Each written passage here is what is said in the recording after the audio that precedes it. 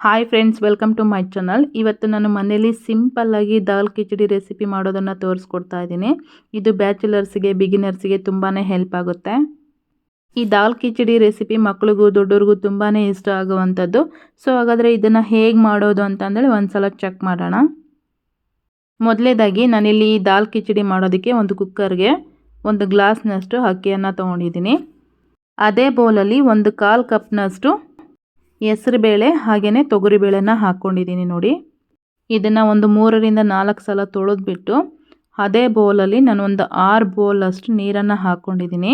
ಅದಕ್ಕೇ ರುಚಿಗೆ ತಕ್ಕಷ್ಟು ಉಪ್ಪು, 1/4 ಚಮಚದಷ್ಟು ಅರಿಶಿನ ಪುಡಿ, 1 ಚಮಚ ಅಡುಗೆ ಎಣ್ಣೆನ ಹಾಕ್ಕೊಂಡಿದ್ದೀನಿ. ಇದನ್ನು ಈಗ ಒಲೆ ಮೇಲೆ ಇಟ್ಬಿಟ್ಟು ಒಂದು 3 ವಿಸಿಲ್ ಆಗೋದಕ್ಕೆ ಬಿಡ್ತಾ ಇದ್ದೀನಿ.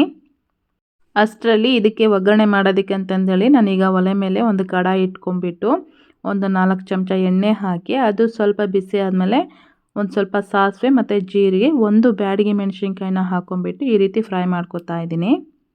ಅದು ಸ್ವಲ್ಪ ಫ್ರೈ ಆದಮೇಲೆ ಒಂದು 4 ಹಸಿಮೆಣಸಿನ್ಕಾಯಿ ಹಾಗೆಯೇ 1 ಈರುಳ್ಳಿನ ಈ ರೀತಿ ಸಣ್ಣದಾಗಿ ಕಟ್ ಮಾಡಿಕೊಂಡು ಫ್ರೈ ಮಾಡ್ತಾ ಇದ್ದೀನಿ ನೋಡಿ. ಈರುಳ್ಳಿನ ನಾವು ಸ್ವಲ್ಪ ಆದಷ್ಟು ಡೀಪ್ ಫ್ರೈ ಮಾಡ್ಕೋಬೇಕು, ಅಂದರೆ ಸ್ವಲ್ಪ ಗೋಲ್ಡನ್ ಕಲರ್ ಬರೋವರೆಗೂ ಫ್ರೈ ಮಾಡ್ಕೋಬೇಕು, ಹಂಗಾದರೆ ಚೆನ್ನಾಗಾಗುತ್ತೆ. ಅದು ಈರುಳ್ಳಿ ಎಲ್ಲ ಫ್ರೈ ಆದಮೇಲೆ ಒಂದು 3ರಿಂದ 4 ಹುಳಿ ಟೊಮೆಟೊನ ತೊಗೊಂಡಿದ್ದೀನಿ. ಈ ರೀತಿ ಸಣ್ಣದಾಗಿ ಕಟ್ ಮಾಡ್ಕೊಂಡ್ಬಿಟ್ಟು ಹಾಕ್ಕೊಂಡಿದ್ದೀನಿ. ಜೊತೆಗೇ ರುಚಿಗೆ ತಕ್ಕಷ್ಟು ಉಪ್ಪನ್ನು ಸಮೇತ ನಾನು ಸೇರಿಸ್ಕೊಂಡಿದ್ದೀನಿ. ಇವಾಗ ಇದಕ್ಕೇ ಸ್ವಲ್ಪ ಕೊತ್ತಂಬರಿ ಸೊಪ್ಪನ್ನು ಹಾಕಿಬಿಟ್ಟು ಟೊಮೆಟೊನ ನಾವು ಆದಷ್ಟು ತುಂಬ ಸಾಫ್ಟಾಗಿ ನಾವು ಫ್ರೈ ಮಾಡ್ಕೋಬೇಕು ಎಣ್ಣೆ ಒಳಗೆ, ಹಾಗಾದರೆ ತುಂಬ ಟೇಸ್ಟಾಗಿ ಆಗುತ್ತೆ ತಿನ್ನೋದಕ್ಕೆ. ನೋಡ್ತಾ ಇದ್ದೀರಲ್ವ, ಟೊಮೆಟೊ ತುಂಬ ಸಾಫ್ಟಾಗಿ ಬಾಯ್ಲ್ ಆಗಿದೆ. ಇವಾಗ ಇದಕ್ಕೇ ಒಂದು ಅರ್ಧ ಚಮಚದಷ್ಟು ನಾನು ಹಚ್ಚ ಖಾರದ ಪುಡಿನ ಹಾಕ್ತಾಯಿದ್ದೀನಿ. ಇದನ್ನು ಒಂದು ಸಲ ಈ ರೀತಿ ಮಿಕ್ಸ್ ಮಾಡ್ಕೊಂಡ್ಮೇಲೆ ಒಂದು ಸಣ್ಣ ಬೌಲಷ್ಟು ನಾನು ಹುಣಸೆ ಹಣ್ಣಿನ ರಸನೂ ಸಮೇತ ನಾನು ಸೇರಿಸ್ಕೊತಾ ಇದ್ದೀನಿ. ಹುಣಸೆ ಹಣ್ಣಿನ ರಸ ಬಂದುಬಿಟ್ಟು ನಿಮಗೆ ಆಪ್ಷನಲ್ ಆಗಿರುತ್ತೆ, ನಿಮಗೆ ಬೇಕು ಅಂತಂದರೆ ಹಾಕ್ಕೋಬೋದು, ಇಲ್ಲಾಂದರೆ ಇದನ್ನು ಸ್ಕಿಪ್ ಮಾಡ್ಕೋಬೋದು. ಬಟ್ ಇದನ್ನು ಹಾಕಿ ಮಾಡೋದ್ರಿಂದ ತಿನ್ನಬೇಕಾದ್ರೆ ಹುಳಿ ಹುಳಿ ಖಾರ ಖಾರ ತುಂಬ ಚೆನ್ನಾಗಿರುತ್ತೆ. ಸೊ ಅದಕ್ಕೋಸ್ಕರ ಹಾಕ್ತಾಯಿದ್ದೀನಿ. ಹಾಗೆಯೇ ನಾನು ಇದಕ್ಕೆ 1 ಚಮಚದಷ್ಟು ಶುಂಠಿ ಮತ್ತು ಬೆಳ್ಳುಳ್ಳಿ ಪೇಸ್ಟನ್ನು ಸಮೇತ ಹಾಕ್ಕೊಂಡಿದ್ದೀನಿ. ವಿಡಿಯೋ ಮಾಡೋದನ್ನು ಮರ್ತೋಗಿದ್ದೀನಿ. ಒಗ್ಗರಣೆ ಎಲ್ಲ ಈ ರೀತಿ ನೀಟಾಗಿ ಫ್ರೈ ಆದಮೇಲೆ, ಅಂದರೆ ಅದರಲ್ಲಿ ಸ್ವಲ್ಪ ಆಯಿಲ್ ಬಿಟ್ಕೋಬೇಕು, ಅಲ್ಲಿವರೆಗೂ ಅದನ್ನು ಫ್ರೈ ಮಾಡ್ಕೊಂಡ್ಮೇಲೆ ನಾನು ಆಗಲೇ ಬೇಯಿಸಿ ಇಟ್ಕೊಂಡಿದ್ನಲ್ವ ಅಕ್ಕಿ ಮತ್ತು ಹೆಸರುಬೇಳೆ ಮತ್ತು ತೊಗರಿಬೇಳೆನ, ಅದನ್ನು ಇದರಲ್ಲಿ ಹಾಕ್ತಾಯಿದ್ದೀನಿ. ಸ್ಟವ್ನ ಲೋ ಫ್ಲೇಮಲ್ಲಿ ಇಟ್ಬಿಟ್ಟು 1 ನಿಮಿಷ ನಾವು ಇದನ್ನು ಈ ರೀತಿ ಮಿಕ್ಸ್ ಮಾಡಿಕೊಂಡ್ರೆ ಸಾಕಾಗುತ್ತೆ. ಸ್ಟವ್ ಆಫ್ ಮಾಡಿಕೊಂಡ್ರೆ ರೆಡಿ ಆಗುತ್ತೆ.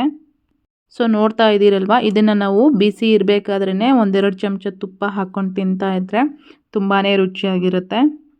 ಇದನ್ನು ನಾವು ಮಾರ್ನಿಂಗ್ ಬ್ರೇಕ್ಫಾಸ್ಟ್ಗೆ ತಿಂಡಿ ಮಾಡೋದಕ್ಕೆ ಟೈಮೇ ಇಲ್ಲ ಅಂತ ಅಂದ್ಕೊಂಡಾಗ ಕ್ವಿಕ್ಕಾಗಿ ನಾವು ಈ ರೆಸಿಪಿನ ಟ್ರೈ ಮಾಡ್ಬೋದು. ಈ ರೀತಿ ಎಲ್ಲ ಒಂದು ಸಲ ಮಿಕ್ಸ್ ಮಾಡ್ಕೊಂಡ್ಮೇಲೆ 1 ಚಮಚದಷ್ಟು ನಾನು ತುಪ್ಪನ ಹಾಕ್ತಾಯಿದ್ದೀನಿ.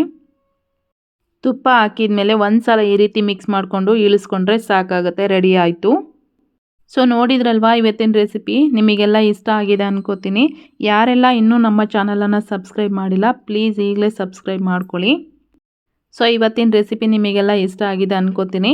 ಇಷ್ಟ ಆಗಿದ್ದರೆ ಈ ವಿಡಿಯೋಗೆ ಒಂದು ಲೈಕ್ ಮಾಡಿ, ಕಮೆಂಟ್ ಮಾಡಿ, ಶೇರ್ ಮಾಡೋದನ್ನು ಸಹ ಮರಿಬೇಡಿ. ಮತ್ತೆ ಹೊಸ ರೆಸಿಪಿ ಜೊತೆ ಸಿಗೋಣ. ಸೊ ಅಲ್ಲಿವರೆಗೂ ಟೇಕ್ ಕೇರ್, ಬಾಯ್.